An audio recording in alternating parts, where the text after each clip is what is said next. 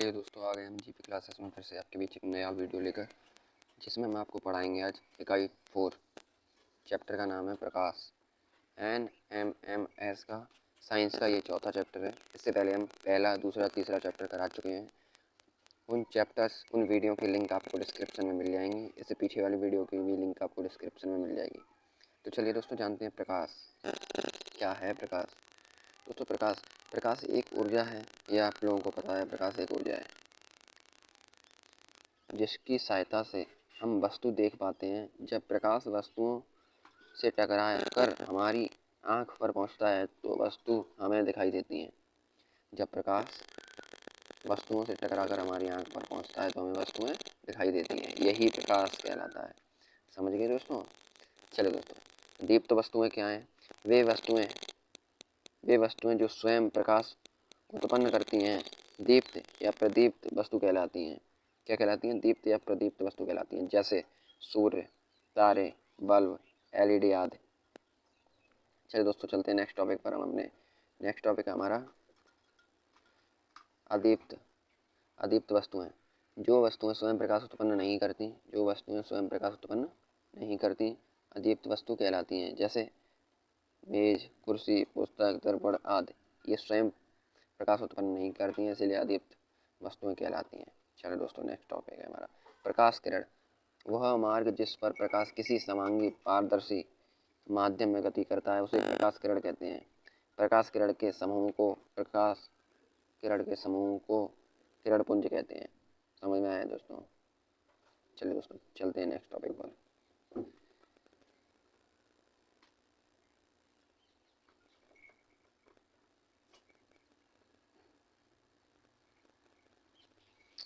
तो दोस्तों, बात करते हैं हम अपने नेक्स्ट टॉपिक की, समांतर किरण पुंज। तो समांतर किरण पुंज क्या होता है दोस्तों? समांतर किरण पुंज हमारा ये वो होता है जिस प्रकाश किरण पुंज की प्रत्येक किरण परस्पर समांतर होती हैं उसे समांतर प्रकाश किरण पुंज कहते हैं। जैसे कि आप देख पा रहे हैं, एग्जाम्पल के तौर पर मैं आपको बता दूं। देखिए, ये इसकी सारी किरणें समांतर हैं, एक ही दिशा में चल रही हैं, तो ये समांतर किरण पुंज है। बात करते हैं हम अपने नेक्स्ट टॉपिक की दोस्तों। नेक्स्ट टॉपिक है हमारा अभिसारी किरण पुंज। दोस्तों, अभिसारी किरण पुंज क्या होता है? जिस प्रकाश किरण पुंज की प्रत्येक किरण एक बिंदु पर मिलती है उसे अभिसारी किरण पुंज कहते हैं। अभिसारी किरण पुंज कहते हैं। समझिए दोस्तों, कैसे बता दूं आपको। देखिए, ये एक बिंदु है। एक बिंदु से काफ़ी सारी किरणें एक ही अलग अलग जगह से आके एक बिंदु पर मिल रही हैं। देखिए, जैसे कि ये गई, सारी किरणें यहाँ इस सेंटर पॉइंट पर मिल रही हैं, आके इस वाले पर मिल रही हैं या नहीं मिल रही? तो दोस्तों, ये अभिसारी किरण पुंज है। चलिए दोस्तों, चलते हैं नेक्स्ट टॉपिक पर। हम अपने हमारा नेक्स्ट टॉपिक आता है अपसारी किरण पुंज।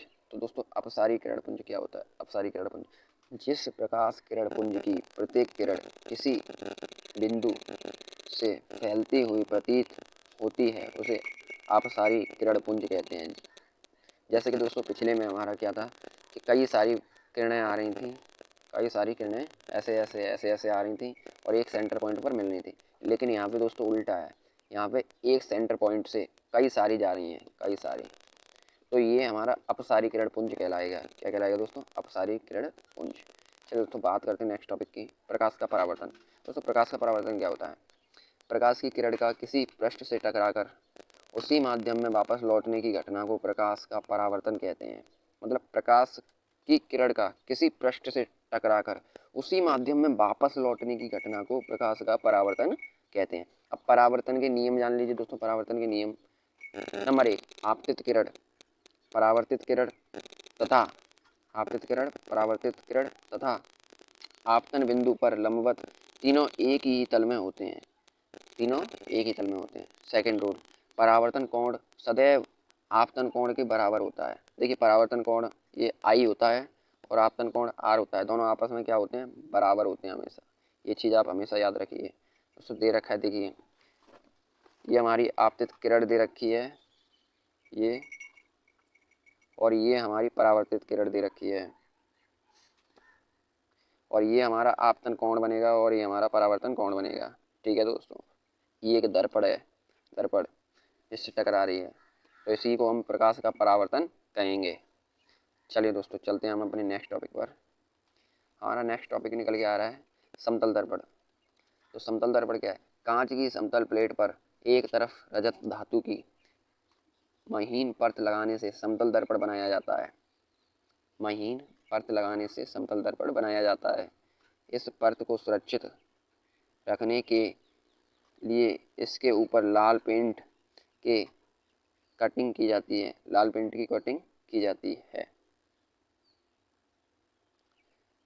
कोटिंग की जाती है। बात करते हैं हम अपने नेक्स्ट टॉपिक की, प्रतिबिंब। तो प्रतिबिंब क्या होता है दोस्तों? दर्पण के सामने खड़े होने पर जो दर्पण में चित्र बनता है उसे प्रतिबिंब कहते हैं। ये दो प्रकार के होते हैं। पहला वास्तविक प्रतिबिंब होता है दोस्तों, पहला वास्तविक प्रतिबिंब होता है।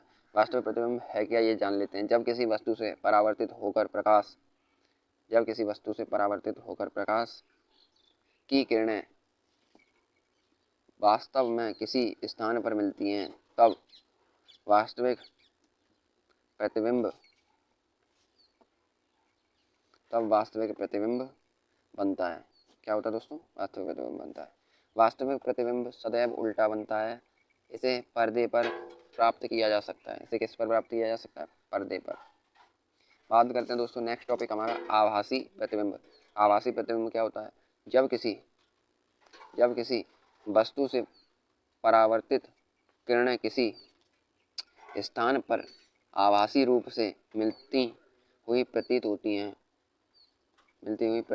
तब आभासी प्रतिबिंब बनता है।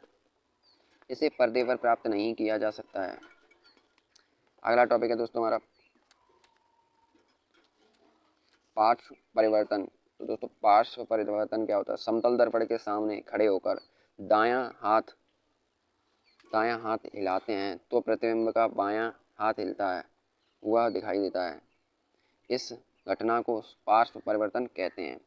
11 अक्षरों AHIMOTUVWXY के दर्पण में बने प्रतिबिंब का